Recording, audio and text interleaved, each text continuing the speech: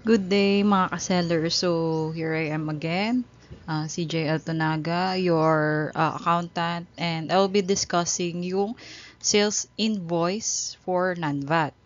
Things you need to know kasi may mga regulation na need nating malaman. Tsaka parang ang daming nagtatanong, kahit na alam nyo na kung paano magsulat dun sa sales invoice, parang madami pa rin nagtatanong sa inyo kung paano, kung tama ba yung ganyan, ganyan. So, ito yung mga initially na kailangan yung malaman for the sales invoice. So, disclaimer, this is based on tax code and revenue regulation 7-2024.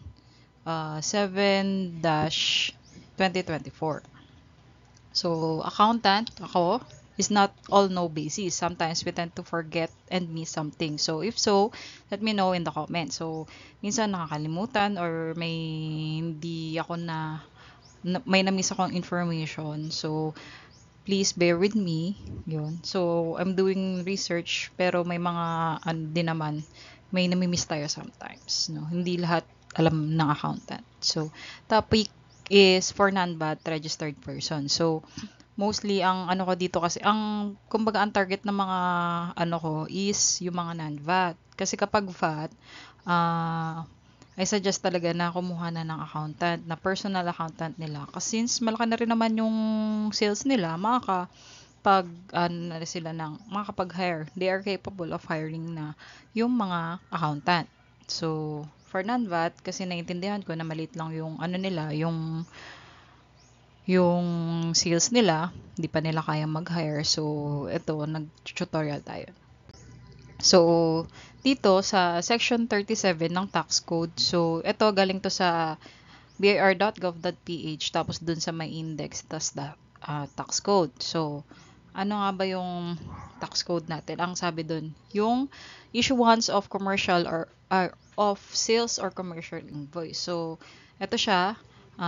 Pwede nyo basahin o i-post nyo para basahin. Pero, I'll explain it in more detail sa mga susunod na slides. So, per line tayo, per slide. So, ito siya as initially. So, babasahin ko siya in the next slides. So, dito muna tayo sa first line.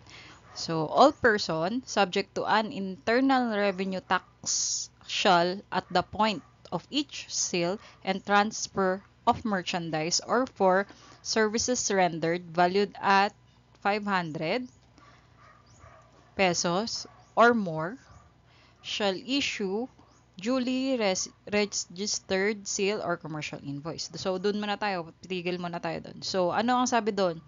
So, to further explain, ang sabi niya is mag-i-issue ka ng duly registered sale or commercial invoices. Again, ang sabi na lang sa batas is invoices. Wala na yung official receipts, wala na yung OR, kaya invoices na lang. So, commercial or sale invoice na lang. So, kapag wala pa kayo, hindi pa kayo nakakapagpagawa ng invoices, ang ano niyo dun sa BIR, make sure dun sa yan, sa printer accredited ng BIR is dapat ang bigay sa inyo is invoices. So, kailan daw mag-issue? So, at the point of sale or end transfer of merchandise. So, point of sale, ibig sabihin, hindi point of sale, ibig sabihin kapag ka-order sa atin at kapag na-transfer na natin yung merchandise. So, ship out date or order date pwede yan. Kasi, yun nga, dati, diba, parang cash basis tayo kung kailan lang natin na-receive yung cash natin. So, ngayon, ang sinasabi sa batas is yung point of sale or transfer of merchandise. So, pagka-transfer mo pa lang ng merchandise kay courier, pwede mo na siyang i-record na sale. So, kailan mo siya i-record? Kapag valued na 500 or more. So, kapag may transfer na ng merchandise na 500 or more, i-issuehan mo na ng commercial invoice. 500 and point of sale or transfer of merchandise. So, next line. So, sa next line, ang sabi, showing the name, taxpayer identification number, date of transaction, quantity, unit cost, and description of merchandise or nature of services. So, yung sale or commercial invoice daw should show the following: name, tax identification number, date of transaction, quantity, unit cost, tsaka description of merchandise or nature of services. So, kaninong name na to? So, in-explain dun sa Revenue Regulation 7-2024 kung ano-ano tong mga to. So, ito muna tayo. Ito yung part ng Revenue Regulation na 7-2024. Ano daw ba ang nakalagay sa invoice natin? Should contain the information. So, taxpayer or registered name as shown in the BIRs. So, ang name na sinasabi doon sa dun sa kanina, sa tax code, is yung seller's name. So, dun sa invoice nyo, ibig sabihin, dapat may name nyo doon. Or yung registered name nyo na nakalagay sa COR. At the option of the taxpayer, in addition to its BIR register, the taxpayer may choose to add its DTI registered business or trade name in SEC Articles of Incorporation. So, pwede mong ilagay yung trade name mo dun sa, in addition lang in addition, pero hindi mo pwedeng tanggalin itong name mo sa BIR registration. Okay. Next, a statement that the seller is a VAT or non-VAT. So, ito yung sinasabi na TIN. So, kaninong TIN yung dapat na lumabas dun sa invoice? Kay seller pa din. So, seller ni name at TIN ni seller ang dapat nakalagay doon. Tapos, titingnan mo kung non-VAT or VAT yung registered na person na yon. Tapos, kung may branch code. Yun. So, again, name and TIN is from the seller. So, number 3 is yung registered business address where the invoice shall be issued. The term invoice is printed or included.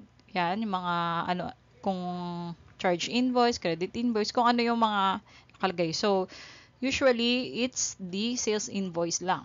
So, date of transaction, kailangan mahalaga. Space provided for the registered name, registered address, and TIN of the buyer.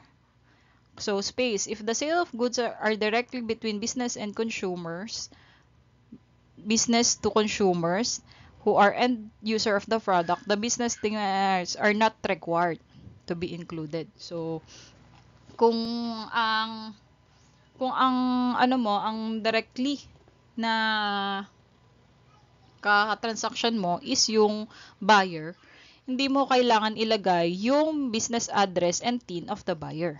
Okay? Yan, nakalagay. Are not required to be included. So, hindi siya required kasi nga kung end-to-end users. So, serial number, dapat may serial number yung invoices mo. May quantity. Again, maraming nagtatanong, pwede ba walang quantity? Various na lang, ganyan. So, may nakalagay dito sa tax code natin na quantity kailangan. May unit cost. And the description of goods, again, unit cost, hindi naman sinabi na specific for that, yan. Description of goods and service or properties or nature of the services. So, yan yung mga kailangan. So, TIN ni seller, name ni seller, TIN ni seller, registered business address, invoice, kailangan may nakalagay, date of transactions, space provided for the registered name. Kung business to business, kailangan mo ilagay yon, may nanghingi man sa'yo. Pero kung business to consumer, hindi na included. So, serial number, quantity, unit cost, and description of goods. So, liwanag tayo doon yung mga kasali. So, dito ulit, after nung paragraph na yon, ang sabi is, provided that the amount herein states shall be adjusted to its present value every 3 years using the Consumer Price Index as published by the Philippine Statistics Authority. So, ang sinasabi lang dito is yung 500 na threshold shall be adjusted every 3 years.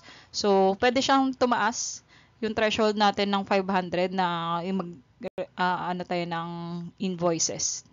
Yun yung sabi sa RR7 2024. So, yun lang naman yon. So, another is yung provided further that the seller shall issue a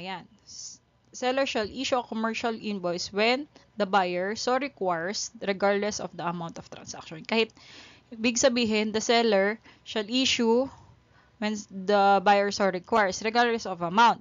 Kunyari, require niya, gusto niya, kahit na 300 pesos lang yung OR niya, ay yung binili niya, kahit na hindi umabot ng 500, but bibigyan mo pa rin siya ng invoice, kahit na magkano amount pa yun. Basta nang hingi si buyer, bibigyan. Okay? So, issuance of, again, another naman tayo. Provided, however, that the sales amount per transaction is below the threshold. Yan, it's below the threshold. So, 500 yung threshold. The seller will issue one invoice for the aggregate sales amount for such sales at the end of the day. Sabi dito, at the end of the day.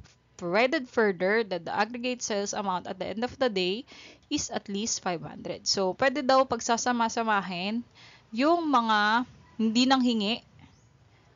Yan. So, sorry. If the sales amount per transaction is below 500, so maraming sales amount per transaction, so nyari, 91, 92, 93, ganyan. Pero hindi umabot ng 500, pwede mo siyang pagsama-samahin. Provided na hindi nanghingi si customer na invoice. So, you may issue one invoice for the aggregate sales amount. So, aggregate is sabihin, pagsama-samahin, pwede siya within the day. At the end of the day, if the aggregate sales amount is 500. So, yon, pwede siyang pagsama-samahin in a day. So, dito, dun sa Revenue Regulation 7-2024 sa Section 6, Issuance of Sales, ito nga yung sinabi, yan, yung na-discuss ko na kanina, the seller shall issue when so requires, provided however, that if the sales amount per transaction is below the threshold, but the aggregate sales amount is at least 500 pesos. The seller will issue invoice for the aggregate sales amount for such sales at the end of the day. So, ang sinabi dito, parang at the end of the day, yung laging kang mag-i-issue ng invoice. Yan. Kahit magkano ba yan, basta pagsasama-samahin mo yung mga maliliit para kahit magkano pang umabot yun, kahit mga 3,000 pa yun umabot, basta pagsama-samahin yung mga below 500. So, ayan. So, issuance, again, provided finally that the BART-registered persons shall issue duly registered sale or commercial invoices regardless of the amount of the sale and transfer of merchandise or services rendered. So, kapag VAT registered person ka, no choice ka. Kahit na maliit na yan, kahit 50 pesos, issue ka pa rin ng invoices regardless of the amount. Kasi nga regardless. Okay. So, dito naman tayo sa second paragraph nung section 237 of the Tax Code. So, sabi dito, within 5 years from the effectivity of this act and upon the establishment of system capable of storing and processing and required data, the Bureau shall require taxpayers engaged in export of goods and services, taxpayers engaged in e-commerce, and taxpayers under jurisdiction of large taxpayer services to issue electronic receipts or sales or commercial invoices in lieu of manual receipt or sales of commercial invoice, subject to rules and regulations to be issued by Secretary of Finance upon recommendation of the Commissioner and upon a public hearing shall have been held for this portion, provided that the taxpayers not covered by the mandate of this regulation may issue electronic invoices in lieu of manual receipts. Okay. Ano bang sabi dito? Sorry. So, within the 5 years, di ba, this 2024 ito nilabas. So, within 5 years, dapat maka-establish na si BIR ng establish na ng system to require them to issue na pwede ng within 5 years effectivity of this act upon the establishment of a system capable of storing, kapag na meron ng pang-store at pang-process ng required data si Bureau, i-require niya na yung mag-electronic invoices in lieu kapalit ng manual receipts magiging electronic invoice na for taxpayers engaged in export of goods and services, e-commerce, e-commerce tayo. So, large taxpayers. So, ano ba yung, pero pwede din daw na may issue electronic receipt or sales or commercial invoice tayo. Kahit na yung mga hindi kasama dito, basta i-off lang nila na mag-issue sila ng electronic receipts. Pero, ayun nga, subject pa din yon kung makakagawa si Bureau ng system capable of storing and processing that electronic data. Siyempre, i-store nila yon. Tapos, automatic yon pagka-upload nung data, yung mga invoices, matic na yon sa system ni BIR. Parang ganun yung gusto ni BIR. So, pagka ganun, wala nang takas. Kung hindi, wala. Every sale talaga is known na kay BIR. Known na kay BIR. So, ayun. So, dito naman tayo sa third paragraph, no? The original of each receipts or invoices shall be issued to the purchaser. Original is issued to the purchaser, customer, or client at the time of transaction is effected. Who is engaged in a business or exercise shall keep and preserve the same in his place of business within the period of 3 years from the close of tax. So, 3 years, dapat nasa business mo lang yung receipts na yon. For 3 years, nasa business address mo lang, in such invoice was issued, while the duplicate shall be preserved by the issuer. So, si purchases or issuer, kailangan nandun lang same period, so 3 years yung yung duplicate and original copies of the invoices shall be nasa address at the end of within 3 years. So, provided that kung electronic receipts ka naman, same lang din na magkikip ka ng digital records for 3 years. So, ayan, shall be given for a period of 3 years. So, meron pa yon. Kasi meron din preservation of books accounts and other accounting records under. So, all books of accounts including the subsidiary books and other records of corporation. So, partnership and person shall be preserved within 5 years reckoned for the day following the deadline of the filing of return. So, kapag yung pag books of accounts, kailangan 5 years siya in hard copies. Ayan. 5 years siya, tinatago yung books of accounts. Okay. Tapos na tayo dun sa basic nung kailangan nyo malaman sa invoices. So, mag-sample naman tayo for invoice ng non-VAT. So, here, nag-export ako dun sa order completed. Nag-export ako ng data from Shopee. Makikita nyo na yung mga namin, yung mga products. So, we mostly mugs, stickers, ganyan.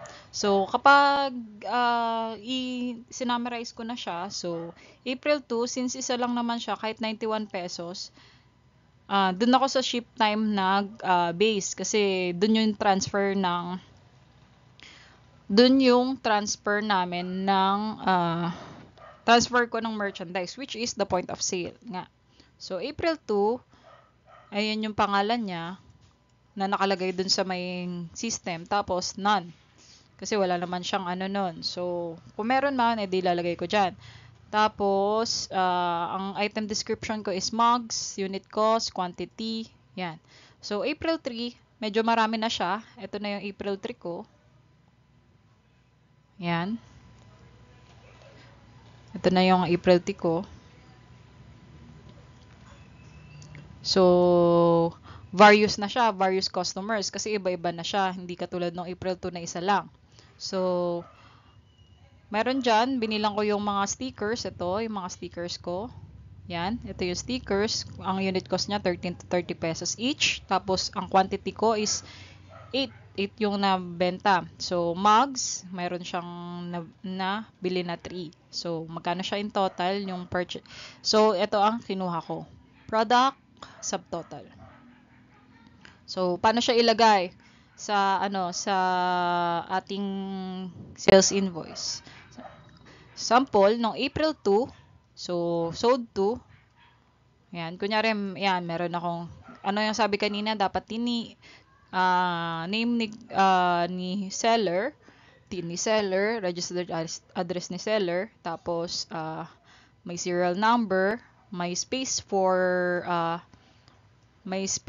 the buyer's information, then yan date, kailangan may date, tapos yan quantity, piece, ang unit, piece siya, per piece 'yon. Kung ang unit mo is per ounce, per pa bang ibang unit? Ounce, pounds, kilograms, yan. Pwede yan. Ang articles ko is mugs. Tapos, 91 siya, 91 pesos. So, ang amount due ko is 91 pesos. Then, isa-sign ko. Yan siya. So, ayan yung mga, since non-VAT tayo, kailangan may nakalagay na non-VAT. So, ayan yung April 2 ko. So, sample tayo ng April T. So, walang tin provided, hindi naman siya required kasi nga madami din naman siya. Tapos, various customers. Ang required lang naman is tin ni seller, ganyan-ganyan. So, yun. So, quantity, yan na yun. Piece. Tapos, stickers and mugs. Unit price, 13 to 30 pesos. Tapos, 91 to 105 pesos yung benta. Yun. Total ko lang. Yun na. So, kailan yung date? Again, sa ship out date. Okay? Sa ship out date, kasi yun yung mayroon ng transfer of merchandise. So, meron ng sale tayo kasi na-transfer na natin yung sale natin. So, paano naman daw pag ito, sample to, yung isa pa. Paano kapag may voucher or sales discount tayo na ibinigay? Kunyari ako, nagbigay ako ng seller voucher na 5 pesos. So, ilalagay din natin dyan. 91 minus 5 equals 86 na lang yung amount due nung buyer na yon. Kung meron lang. Kung wala, okay lang kahit wala. Yan na yun. Ganyan lang kadali siyang maglagay. Basta ang lagi nyong na dapat may quantity, may unit price. Yun yung mga details and date, mahalaga yan. Tsaka yan. Okay? Yan lang, madali lang naman maglagay sa sales invoice. Medyo nalilito lang talaga tayo. So, ang date is ship out date. So, dito na tayo sa frequently asked questions. So, lagi to, every upload ko, laging may nagtatanong ng ganito. So, anong question? So, ano po ba talaga nakalagay sa sales invoice? Merchandise total or cash received? So, manliwanag na kanina na dapat nagbibigay tayo ng invoice upon order pa lang or upon ship out natin. So, hindi pa natin alam kung magkano yung cash received natin noon. Kaya, makakita nyo na talagang merchandise total, yun dapat na nakalagay doon. Kasi hindi pa natin alam kung magkano yung cash received natin. Though may nakalagay na doon sa sa Shopee seller kung magkano na yung kasi may mga platform fees na. Yun. So, yun, may mga platform fees na. So, okay na siya. Pero, I think merchandise total pa rin. Kasi, ito talaga yung product price na binibenta mo. Yung mga platform fees, again, yung may mga platform fees na yan, ay considered yan as expense. Sample tayo. Sample scenario. Laging ito yung sample scenario na binibigay ko whenever someone will ask me, bakit merchandise total? So, bakit merchandise totals? Kunyari tayo ay isang physical shop. Wala tayong online shop. So, sabihin muna natin physical shop ka, tapos nagre-rent ka. So, kapag nagbebenta ka, kunyari, physical store ka, nakabenta ka ng product, nanghingi sa'yo si buyer ng resibo. Sabihin na natin 500 pesos yung hiningi niyang, yung binili niya. So, 500 pesos yung ilalagay mo sa resibo, di ba? Hindi mo na i-deduct yung rental fees ng shop mo dun sa binibigay mong resibo kay customers. So, yung 500, babawasan mo pa ba siya ng rental fees? Paano mo mababawas, di ba? Kumbaga dun sa, sa resibo na yon, all product price lang. 'Di ba? So, kumbaga, ang fees ko from the customers, ang binibigay kong resibo from customers is, kunyari, 500 pesos. Papayag ka ba na ang ibibigay kong resibo sa'yo is for 450 pesos lang? Kasi binawas ko na po yung rental. So, baka sabihin sa'yo ni customer, ay, sige, 450 na lang yung ibibigay ko sa'yo. Ganun yun, di ba? So, buong product price, yung resibo mo talaga. So, rental expense kasi ni physical shop is parang equal siya sa platform fees ni e-marketplace. Parang rent expense equals platform fees. Pero itong physical shop, magkaiba lang siya ng same concept siya pero different platforms lang. Ito physical, may physical na expense ka. Ito, parang yung platform fees is rental mo sa e-marketplace. 'Di ba? Imbis na magrenta ka sa physical shop, nagrerenta ka sa e-marketplace. Ganun lang siya. So, para sana nagets nyo yung concept nung nung kung bakit hindi kasama yung mga expenses dun sa resibo. So, pag income natin, hindi rin natin isasama sa resibo, 'di ba? Pag expenses natin. So, therefore, do not deduct platform fees to get the gross sales. Okay, liwanag tayo dyan. So, another question, pwede mo bang isang sales invoice lang with the 3 platforms? Yes, pwede naman. Hindi naman naka-specific na per platform yung invoice. Ang sabi lang, pag 500 and up, nilalagyan mo ng resibo. Pag below, aggregate sales, pwede mo i-aggregate for the day. So, pero mas mo-monitor mo yung sales mo, bawat platform, kung paghihiwalayin mo. Yun lang naman. Mas madaling mag-monitor ng kumbaga kung ikaw ang seller, kung may Shopee ka, TikTok or Lazada, mas makikita mo, ay, mas bumibenta ako sa TikTok. Ay, mas lugi ako sa TikTok na platform fees. Parang ganun. Parang mas madaling mag-monitor kung tatlo yung resibo. Okay. Yan lang. So, thank you.